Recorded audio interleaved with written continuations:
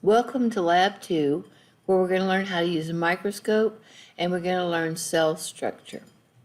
Some of you are taking this in person, so you're going to actually be able to use microscopes and look at slides. The rest of you are going to learn the principles of it, and hopefully in times past COVID, you will be able to do this in person, because working with a microscope is fascinating. I've had to fight with myself because a lot of times students are showing me something under the microscope and then they want their microscope back, and I have to tell myself, no, you have to give it back to them because I just want to keep looking and looking myself. So, in this lab, you're going to learn the parts of the microscope, how to care for the microscope, how to focus, how to find something on a microscope slide, and then you're going to learn how to adjust. So we're going to learn field size, how to adjust the brightness, things like that. So we'll get into it, and here we go. So here's your microscope. This one is called a monocular because it only has one eyepiece, or one ocular, so it's a monocular. And then of course you have binocular, which has two oculars, one for each eye. So this is easier for a student, also of course is cheaper. The eyepiece or the ocular is generally a lens that magnifies things 10 times. So you can buy them that are 20 times, but it's fairly standard that this is a 10x ocular lens. Now, to get this thing out of the cabinet where it's stored, or to carry it back to the cabinet, you want to grab by the arm with one hand right here and support the bottom or the base with your other hand. The reason why you carry it two-handed is because most people just grab it by the arm and take it over, and they don't pay any attention to the fact that they're swinging the microscope as they're carrying it.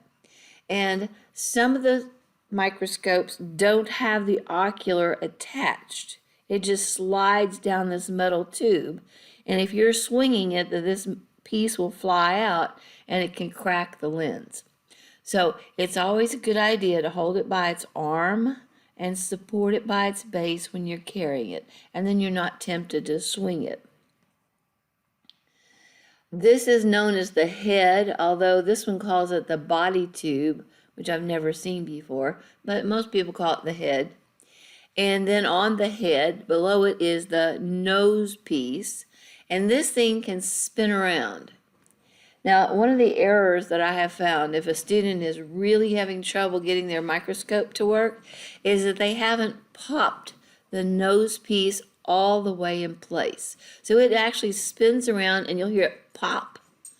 And then this objective is in place, or you spin it around and it pops, and you'll have this objective in place. So if you just spin it around and don't hear the pop, then you have no objective and you get no light.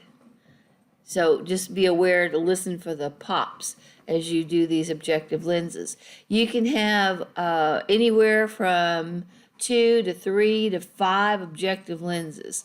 So different microscopes are different. But this is another magnifying lens in through here, and it's written on it what the magnification is. So the usual magnifications, there's usually a 4x, which means that everything that you look through that particular lens is going to be 4 times bigger than it is in real life. And then you have a 10x, and that's going to be 10 times bigger. And you have 40x, which will be 40 times bigger. And I bet you can figure out what the 100x is. Now, for total magnification, you have to multiply it by this also, because remember, this was magnifying 10 times. So if you do 10 times here and 10 times here, then you have 100 times. Or if you do 10 times here and 100 here, you're going to get 1,000 times. So whatever you're looking at is 1,000 times bigger than it is in real life. And of course, that would be something like bacteria. So they are so tiny that you would have to use a 100x objective and a 10x ocular to get that 1,000 magnification to be able to see whatever it is you want to see. Now, here is the stage. All the world's a stage. I think Shakespeare said that, or whoever wrote Shakespeare's plays. And here is a little clip that holds your slide in place. So this is nice. Some microscopes don't have it, and you just slide your microscope on the stage and then put your objective over the slide so that you can see through it. And then you want to show somebody something, you go, oh, come over here, come over here. And if you even lightly touch the microscope, it knocks the slide out of place, and then you lost whatever it was you were looking at. So this holds the slide in place, and there's a lever right here. You just pull that lever back, and it opens up like a little mouth. You put the slide in, and then you let it slide back, and now it's held in place. And to position it, there's a little knob hanging down, which in this picture is over here where you can't see it, but it is just an XY knob, so it can move back and forth side to side or back and forth up and down. So there's usually two little screws hanging down off the side here, which oddly enough they don't have a picture of. All right, here we go. I switched over to your virtual lab manual. You remember you have two lab manuals. One of them is just the thing that I was showing you that says this is the things you're supposed to do. And then the virtual lab manual actually has where you can see where these things are labeled and where they're not labeled. So this is the unlabeled view, and we can click on the labeled view, and ta-da! There you go. So we were talking about the clips right here on the stage that are holding the slide. And so this is a rotated view of the microscope, and now you can see those stage controls. So one of them is going to move the slide in the X position, X direction, XY direction, and the other will be the Z, or back and forth. So you can move the slide this way or that way to chase. Sometimes you have living things on the slide, and you actually have to chase them around. So you have to keep moving the slide as they keep sliding off of the slide. And then other times you just want to look and see where's a white blood cell or where's something like that. So there's your stage controls. They go in the X, Y, and Z direction. And over here you have your coarse focus and your fine focus. So we can get that a little bit bigger for you. There you go. All right. So in order to look at something on the microscope, you put your slide here, and you always want to move to your 4x objective. So just dial the nose around, there's your nose, dial it around until you click on the 4x objective. This is the shortest objective of all, and it has the largest field of vision. So you can see more of the slide because the lens is much larger. So if you're looking for something, then that's the one you want to use. You start out on that one, and then you can always use the other ones to zoom in on. But you start out with the 4x. Another reason you start out with the 4x, it's really easy to focus using a 4x objective. The third reason is it is so short that if you get carried away and you're using this coarse focus and you're dialing up or you're dialing down to get the slide closer to the objective, you can't drive the objective through the slide, and you can't drive the objective through the stage.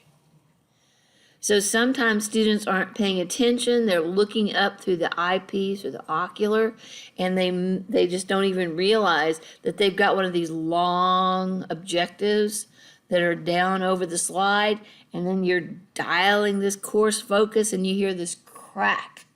And you're like, uh-oh. So always start out with a 4x objective, and then you can use the coarse focus. and move up and down until you get whatever it is on the slide in focus.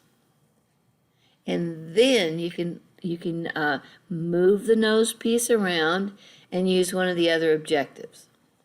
So we'll talk about that in a little bit more in just a second. Now, one of the things that students do that they really need to pay attention to is they start out with full light coming through the stage. So here's your light down here, and on top of it is a condenser lens that pulls the light into a cone. So instead of it coming out here and coming out here, it's going to pull the light up, and it'll come through the stage and up onto whatever it is that you've got on your slide. So this is your condenser lens on top of your light. And if you've got the 4X on and you have the maximum light coming through, it's going to blind you. It's like driving straight into the sun. You absolutely can't see anything. So underneath the stage, you just barely see it right there hanging down, is the iris diaphragm. And this is a little knob, and it just swings underneath the stage from side to side. And if you pull it over one way, it shuts off the light. If you pull it over the other way, it lets the maximum light come through. So when you're using your 4X objective, you want to move the iris diaphragm so you don't have so much light that you're literally blinding yourself. So let's see if we can find the iris diaphragm. Nope. In both of these pictures, the iris diaphragm is not visible. But here you can sort of see that little lever right there. And like I said, it just moves across. You have to just reach under there. But you'll know, because looking here, you can see this whole thing is illuminated, it's bright. And then you move the iris diaphragm over, and now you just have a little bit of light coming through. So you can literally see it as you move the iris diaphragm back and forth, how much light you're getting up through. So don't blind yourself. Now, as you move and use another objective, you may want to open your iris diaphragm a little bit more and let a little bit more light come through so you can see whatever it is under the stage. So this is one of the most underused things, and it's so important to get a really good picture as to whether you have too much light or not enough light. All right. Once you have something in focus, the way this the nose piece is put on there is these objectives are parfocal, P-A-R-F-O-C-A-L, parfocal. And that means if you have gotten the little short 4X objective in focus, when you dial the nose piece around, you're also going to have the 10X in focus, the 40X in focus, and the 100X in focus. So that makes it really nice. You don't have to refocus every single time that you change magnifications. Now, you may have to tweak it just a tiny bit. And so we have this fine focus knob, which is inside the coarse focus knob. And you can just move the fine focus the tiniest little bit and get it just perfect in focus for you. So once you've focused on the 4X objective, you should never have to do anything but use the fine focus. Now the coarse focus is so coarse that as you dial it, you can actually see the stage moving up and down. I mean, you can visually see it because it really moves. But when you're using the fine focus, you can't even tell that you're moving the stage. You're moving it so slightly that it's not even visible. So coarse focus, fine focus. This is your X, Y, and your Z adjuster that moves the slide around. Condenser. There's an on-off switch right here. Just turn it on and off. And it's always nice when you finish using your microscope to turn the light off, because those lights are kind of expensive and you can tell that they're a pain to install because you have to disassemble this whole thing to get the light to go in there. So be kind and turn your light off when you're finished.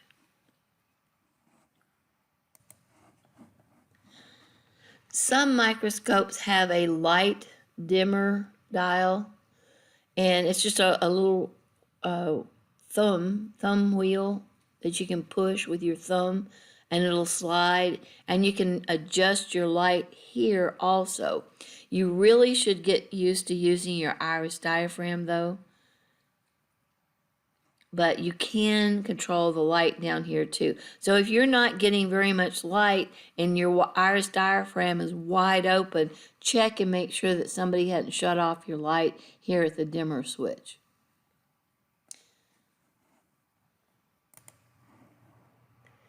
Here's a list of all the things that we've been talking about.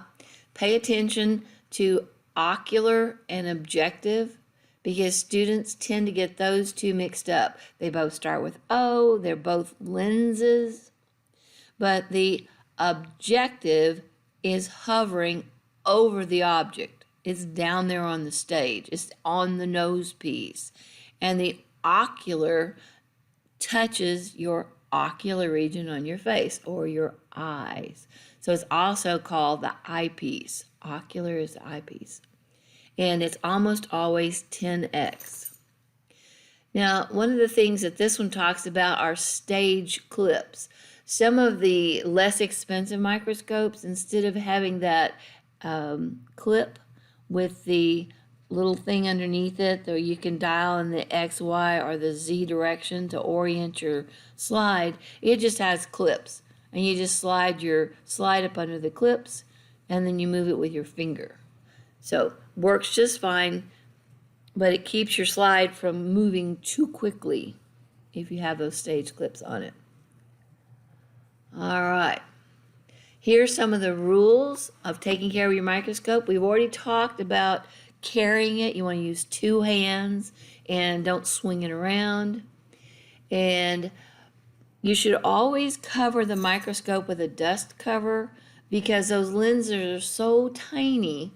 If you get a little bit of dirt on it and then you're looking at it, that dirt's magnified 10 times or 100 times. It can actually obscure whatever it is you're trying to look at on the slide. So use the dust cover and make sure you cover them up. And if there is dust on your eyepiece or your ocular, or if there's dust down on your objective, you can take a piece of lens paper. So on your table beside your microscope will be a little booklet. You open it up and you tear a page out of the booklet, and it's made of very special paper that's not scratchy. So if you were just to reach up and do it with your shirt tail or something of that nature, a Kleenex, you don't think that they're rough, but they really are, and they'll scratch the lenses. So you always want to use special lens paper and wipe off any dust that happens to be on there. You always want to start with a 4x objective. We talked about that. And here's step by step without looking through the eyepiece. So a lot of people, they'll put their slide on, then they'll put their eye on the eyepiece or the ocular and start looking through and using that coarse focus.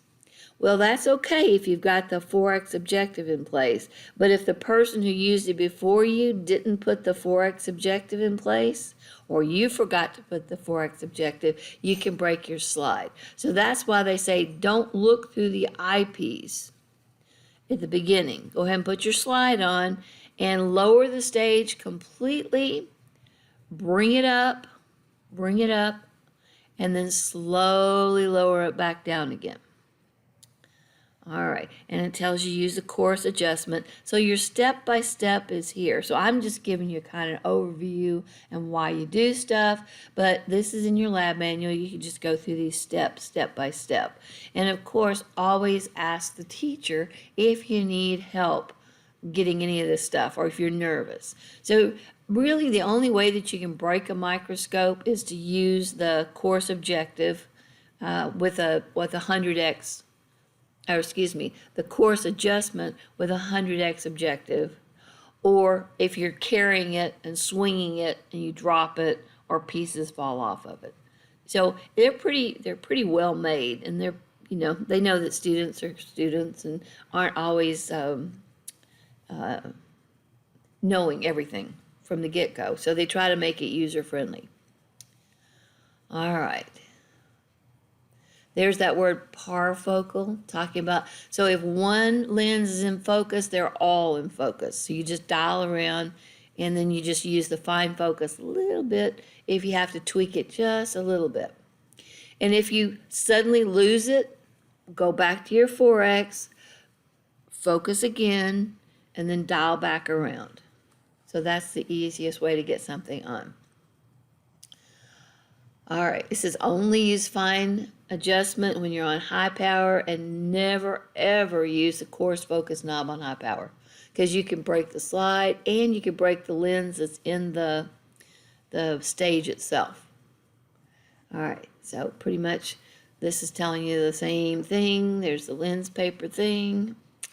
All right. So now, what are we going to do? We're going to look at a paramecium.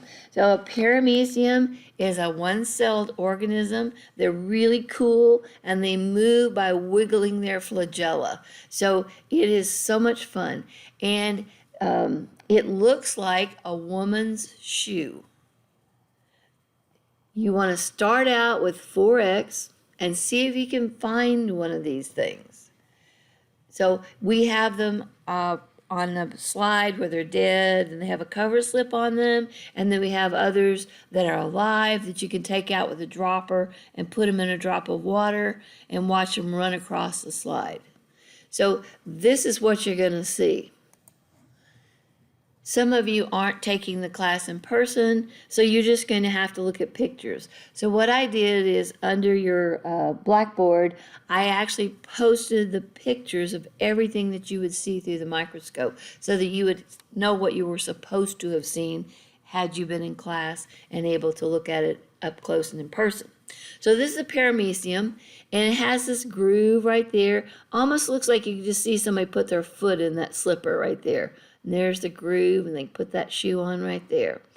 And then all of these little projections, cilia on the outside. I think I said flagella before. Flagella is not what it is. Flagella looks like this, but it's a whole lot longer. So these are cilia. So if I said flagella, I'm sorry. Cilia. There they are. And these little things spin around in space, and they just go all over the place. And then they can back up, so they can go every which way. These are really neat things. Your lab instructions say look at it under the 4X, draw a little drawing of it, and then change to the 10X. Now, by this time, the paramecium, if it's the living one, it may have swum off. You may not even be able to find it. So you may have to go chasing it around using your stage adjustments. You can try going to 40, but you're probably only going to be able to look at the dead ones that are preserved on a slide, because the others are going to be way too fast for you to see them, because you have such a small field of view. Small field of view. So the 4X, you can see a large area on the slide. As you go to 10X, 40X, and 100X, you get smaller and smaller field that you can see. All right. Now, one of the things that you can do is figure out how big an object is under the microscope. So we tell you that if you use the 10X objective and the 40X, or excuse me, the 10X ocular and the 40X objective, that'll be 400 times the size it is in real life. But what does that mean? I mean, you kind of have an idea a little bit, but to actually measure it, you can put a transparent ruler down And you can actually see this is how big the field of view is if I'm using the 4x objective. This is how big the field of view is if I'm using the 100x objective for a total of 1,000 magnification. So this is what you would see.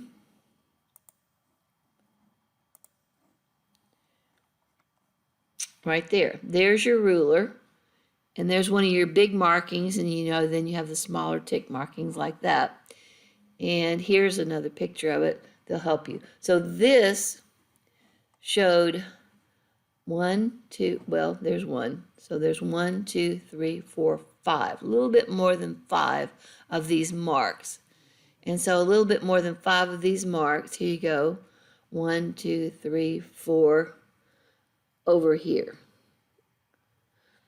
So this is what you should be able to see under 40x objective, right there.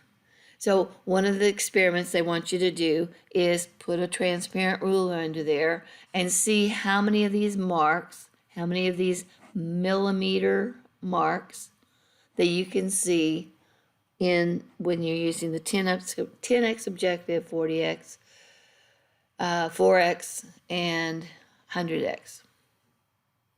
All right. So that's another thing that you were supposed to do right there.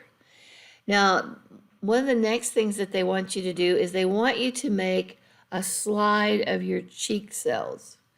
So a lot of times people do this in the laboratory, but when you start worrying about AIDS and hepatitis and COVID and all things like that, your mouth now is a biohazard area. So in the olden days, when we didn't worry so much about stuff like that, you could take a toothpick or you could take a cotton swab and rub it on the inside of your cheek.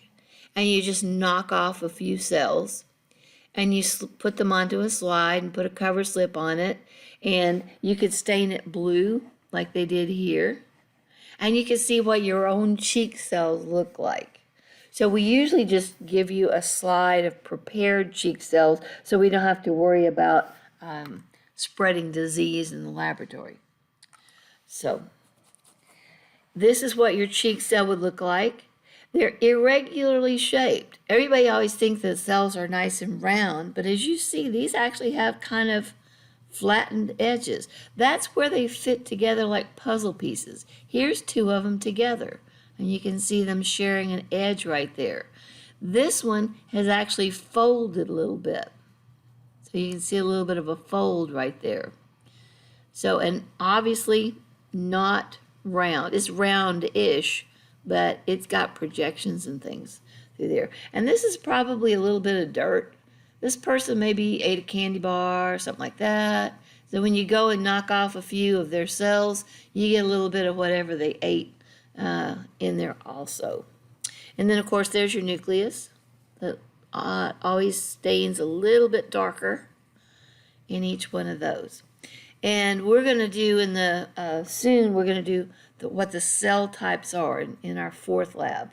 And this happens to be called squamous epithelial cells. So the cells that you knock off on the inside of your mouth are flat potato chip shaped cells called squamous epithelial cells. And they're colorless. So if you're trying to look at them under the slide, it's almost impossible to find them because they're see-through. And especially if you don't have your light adjusted correctly, you won't be able to see them. So we put that little drop of blue dye on there, and now all of a sudden it makes them a little bit easier to see. All right, this is a comparison of what it looks like if you're looking at your cheek cells under the 4x objective. So remember, 4x objective times 10x ocular will be a total of 40 times 40x. So this is what 40x would look like. So this is the lowest magnification that you have, and you can see all kinds of stuff on there. You can see bits of food. You can see some really nice cells in through there. You can see kind of a wad right there, and that could be lint. or a piece of the toothpick or a piece of the cotton swab, there's clearly a cell because I can see the nucleus on it, but you can't see a lot of detail on this particular slide. So once you've got this in focus, go ahead and dial around to your 10x objective. And so here's your 10x objective. So 10 times 10 is 100. So this is what your cheek cell looks like 100 times bigger than it is in real life. Now notice how many cells you can see under the 4x objective versus how many you can see with the 10x objective. So you definitely don't see as big a field of view when you're looking at this.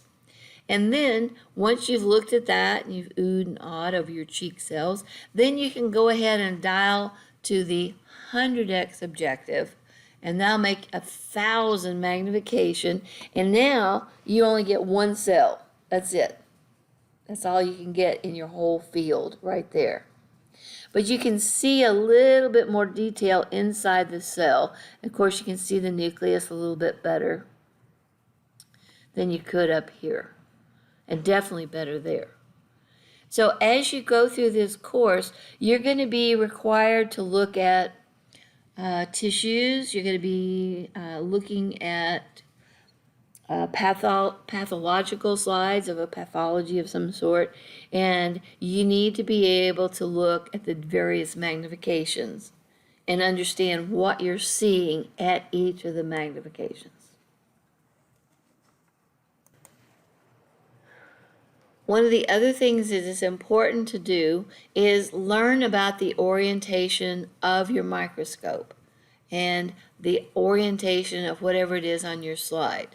So to let you experiment around with it, you can tear the letter E out of a newspaper, or we have some slides where we paid somebody a lot of money to tear the E out and put it on the slide for us.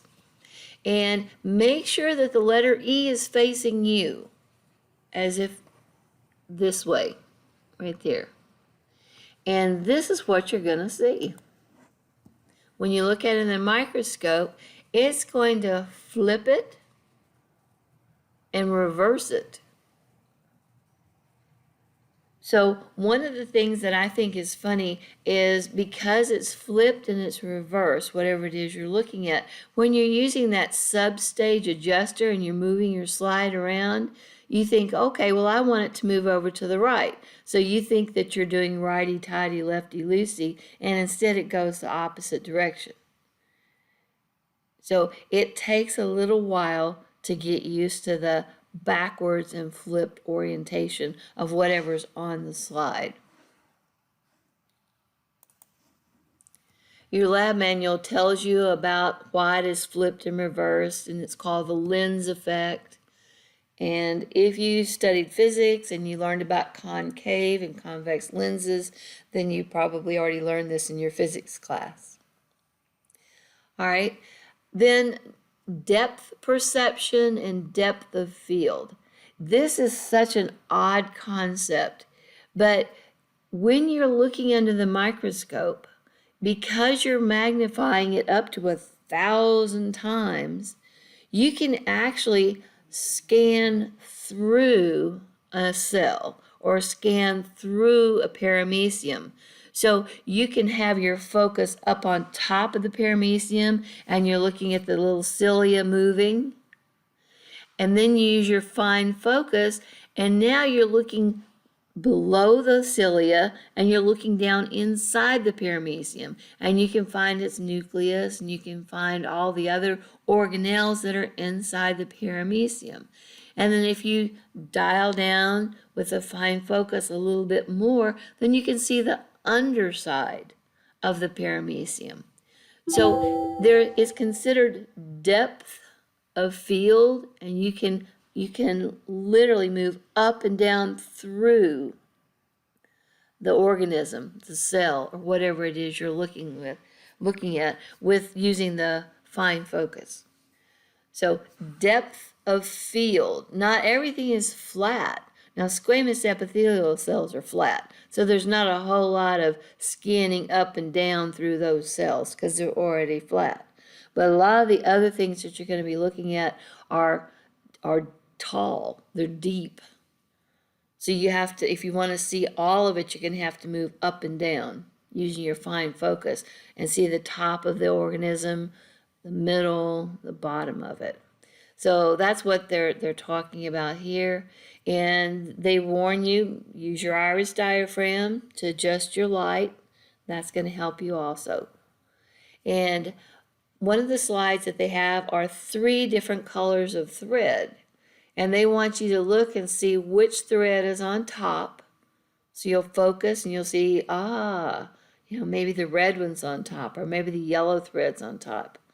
And then as you use the fine focus and go down into the sample, then you see which thread is in the middle and which thread is on the bottom.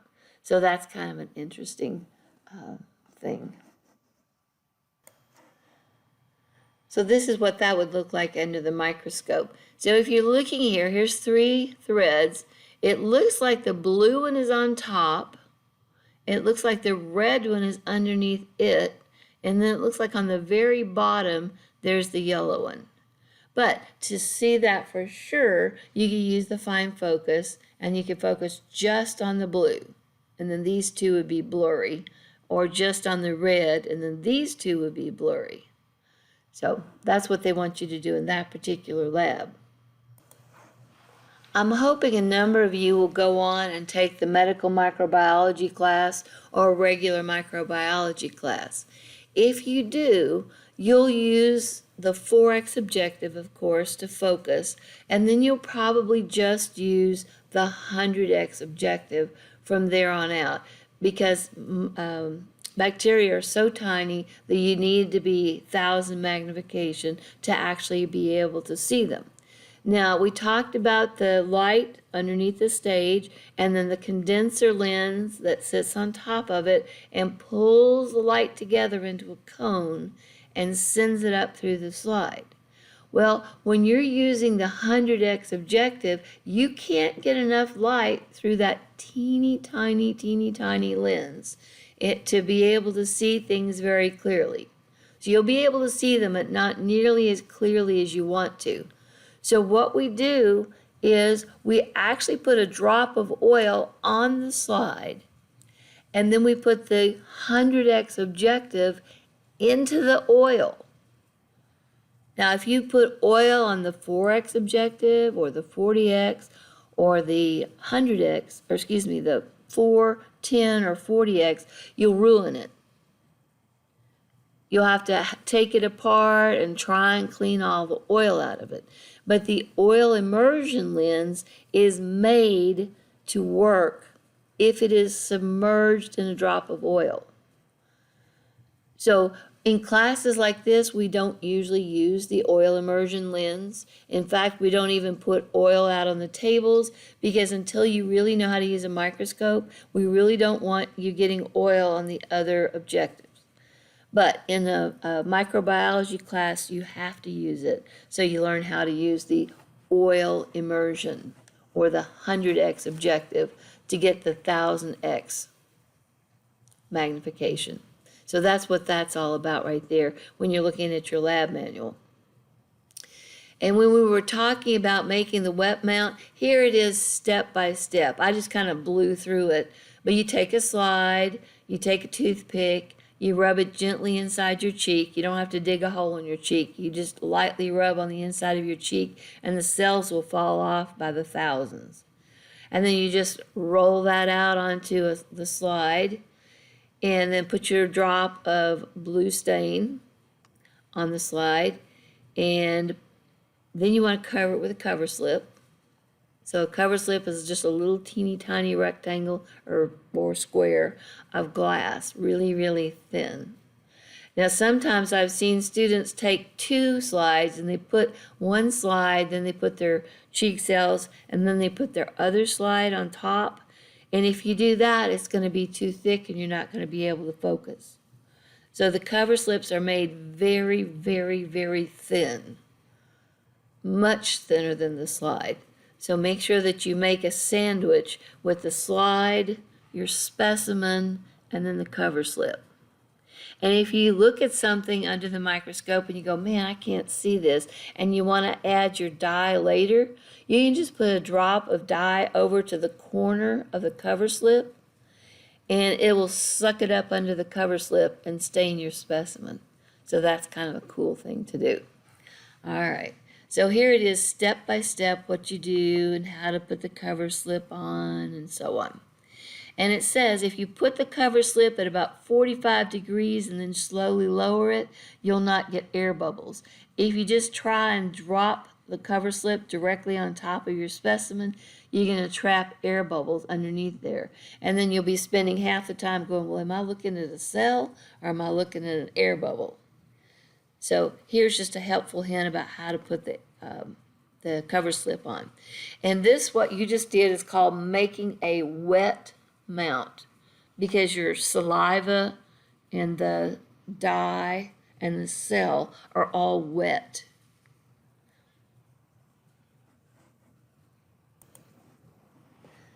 So you've seen what your cheek cells look like under 4X, 10X, and even under oil immersion.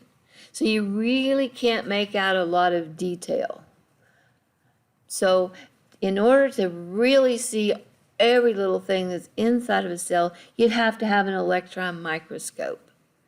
And they cost hundreds of thousands of dollars, and so we don't usually put those in student laboratories. The other thing is they take considerable training to learn how to use them. So if we're talking about what's inside the cell, we're going to have to switch over to pictures that people have taken under the electron microscope. So the electron microscope goes way beyond just 1,000 times magnification. Depending on which kind of electron microscope you have, you can get really, really, really small pictures. So here's the most detailed picture that I have ever seen of the inside of a cell. Some of the things that we're going to be talking about are things like the mitochondria. Now, everything under the electron microscope, since you're not using light to see things, you don't see colors. Everything is black and white. That's it, because you're using electrons instead of light as your light source. So what they've done is they've gone through and taken the picture that they got from the electron microscope and they've colorized it. They've photoshopped it. So this thing right here is the mitochondria. And whenever you learn about mitochondria in class, you're going to learn about the folds that are inside the mitochondria. So there you can see them beautifully. And you can see that the stuff that's inside the folds is not the same as the stuff outside the folds. So that's also fascinating, the detail that you can see. And what holds a cell upright? You guys have bones and you have muscles, but cells don't have any of that. So what they do is they have these fibers. And I always say they're like tent poles. So you see it's kind of attached there. And if you can follow it over, it's attached over here. And it holds the shape of the cell for you. And you're going to learn about rough endoplasmic reticulum. So here's you some rough endoplasmic reticulum. And you notice it has little things attached to it. And you're going to learn about ribosomes that are attached to the endoplasmic reticulum. And then whenever you have something that looks like a series of bags, if you look at this looks kind of like a series of bags. That's your Golgi apparatus. So you can see the Golgi apparatus. This guy named Golgi was really in love with his name. He was also really, really good. So he discovered all sorts of things. And so we have Golgi's apparatus, we have Golgi dyes, we have Golgi structures. So you're going to see this Golgi quite a bit. But I always told students that these look like coelameals, or nowadays I say it looks like Ziploc bags. You can put stuff in there and seal it off, and you can actually see the stuff. It's inside there. So that's kind of cool. How do cells stay together? Why don't you just fall apart? You're just a bunch of cells. Well, you have something that kind of looks like Velcro that holds your cells together. So here's the cell membrane of one cell. And here's the cell membrane of another cell right there. And they're held together by this protein structure. So we'll learn about the protein structure that holds cells together. And then you have tubules. See, you can look in the end of it right there. So we're going to find out what microtubules do. So in this lab, you're just learning to identify stuff. You're not actually learning what all the functions are. So this is a course in anatomy and physiology. The lab, we're teaching you more of the anatomy. This is what it looks like. And then in the lecture, they say, and this is what you do with all of this cool stuff that you've got inside there. So anyway, I just wanted to show you this. And let's see. Here's the cell model that you have to memorize. Not nearly as exciting as that other picture that I just showed you. But here are the things I was talking about. Number 9 is the Golgi apparatus, right there. And the endoplasmic reticulum is there, like that. And you've got some that's smooth. It doesn't have any of the ribosomes on it. And then you have some of it that's called rough endoplasmic reticulum, and it does have ribosomes, which gives it kind of a rough appearance. Now, I think it's to help you remember endoplasmic reticulum. Well, endo means inside, endo. Plasmic, it's in the plasma or the cytoplasm, the fluid inside the cell. So endoplasmic means I'm looking inside the cell in the cytoplasm. And reticulum, back a long time ago, women carried purses that looked kind of like fishnet stockings. So they had that mesh look on it. And when somebody was looking at endoplasmic reticulum, they said, oh, that kind of looks like a woman's reticule or a woman's purse. Well, isn't that interesting? So you guys probably haven't seen a reticule outside of a museum, but most of you have seen fishnet stockings. So imagine this stuff. They just put a little of it here, so that it wouldn't get too busy. But imagine it everywhere, all throughout here. So it looks to whoever named it like a woman's purse, or fishnet stocking. So anyway, that's how it got its name, endoplasmic reticulum.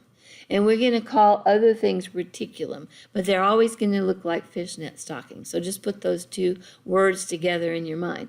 Now, a lot of people can't say endoplasmic reticulum, so they just call it ER for short. So here's your smooth ER, and there's your rough ER. And then these things that kind of look like little orange worms, those are your mitochondria.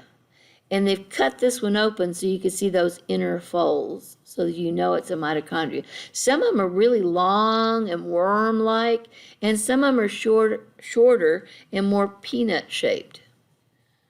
But we're going to find out that they're the powerhouse or the energy inside the cell.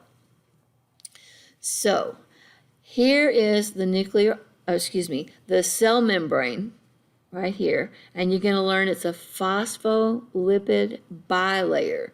So it's basically 2 layers of fat. It's a phospholipid bilayer. And you're going to find that almost everything else in your cell is also phospholipid bilayer. The endoplasmic reticulum is, the Golgi apparatus is. The 2 of the things that are not phospholipid bilayers are the centrioles, which are these 2 little thingies right here, and the ribosomes, which are these little dots. So there should be little dots all over the place. This should just be speckled with little red spots everywhere. But again, to make this not too busy, they just showed just bare essentials. So, but there's little red dots on the endoplasmic reticulum and all out there. And they are not phospholipid bilayer. They're not fat. They're actually pieces of RNA. All right, and then you get to the nuclear envelope. So the cell membrane is a phospholipid bilayer. The nuclear envelope is also phospholipid bilayer, but it has big holes in it. And these holes are important because they hold the DNA, the chromosomes, chromatin, inside the cell. And they don't let it out because the DNA is double-stranded. But RNA is single-stranded. So it can fit through these and leave the nucleus. So the DNA is trapped inside, and the RNA can go out through these little pores. So that's kind of nice to have these. And they're pretty good sized. All right, so looking inside the nucleus, you see these little things, like just little wads. And they used to just think it was where some dye got caught in the middle, and you were just looking at some dye. And then they actually were able to take this out and look at it and come to find out it's a wad of RNA, and it is inside the nucleus, and it is called the nucleolus. The nucleolus is inside the nucleus. So those two words look awfully much alike, and they sound awfully much alike, and they're in the same place. So if you're going to get something confused, those would be the two words, the nucleus and the nucleolus. Nucleus, nucleolus.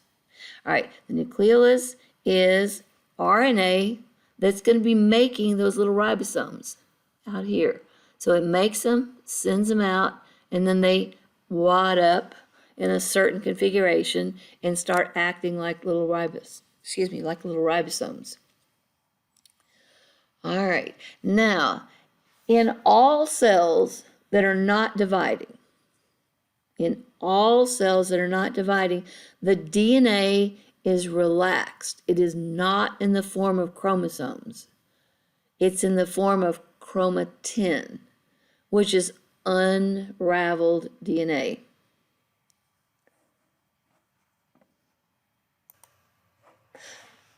So hopefully somewhere along the line you've learned that DNA is a double helix. And if you take this double helix DNA and you wrap it around histones, these little proteins, it's kind of like your grandma taking her yarn and winding it up into a ball. So that's kind of what you're doing here. So if you wind it up into a ball like this, we call this chromatin. Chromatin. So you can still see the DNA right there, but it's kind of condensed a little bit with these histones. And then if you keep on winding the DNA around histones, and then you start winding the DNA around itself, then you're going to get these supercoils, and then the supercoils are going to wind onto themselves, and at some point you're going to get the DNA so tightly wound up that it looks like a chromosome.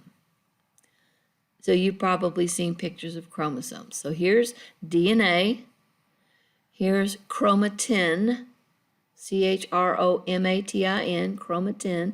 Here it is coiled up, coiled up, coiled up, coiled up, until you actually have a chromosome. And here's a picture of chromosomes. And chromo means color. And actually, your DNA, when it winds up like that, is colorful. So that's kind of a cool thing. So chromosomes got their names because they're colorful bodies.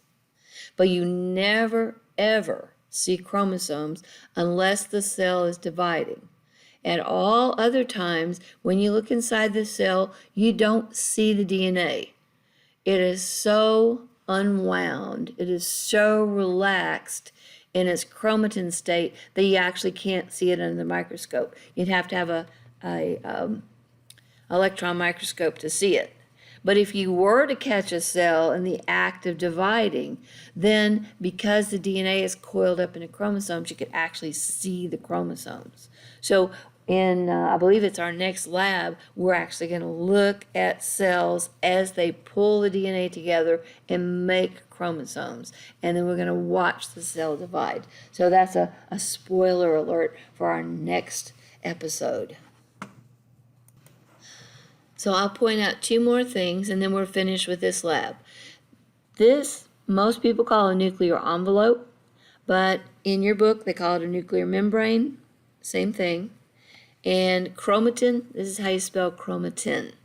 So if you're taking a quiz over this, it's important to know what they're numbering 3 and what they're numbering 4. So you just have to remember 4 is the nucleolus, which is the wad of RNA that makes the ribosomes, and 3 is just supposed to be the DNA that's loose in there.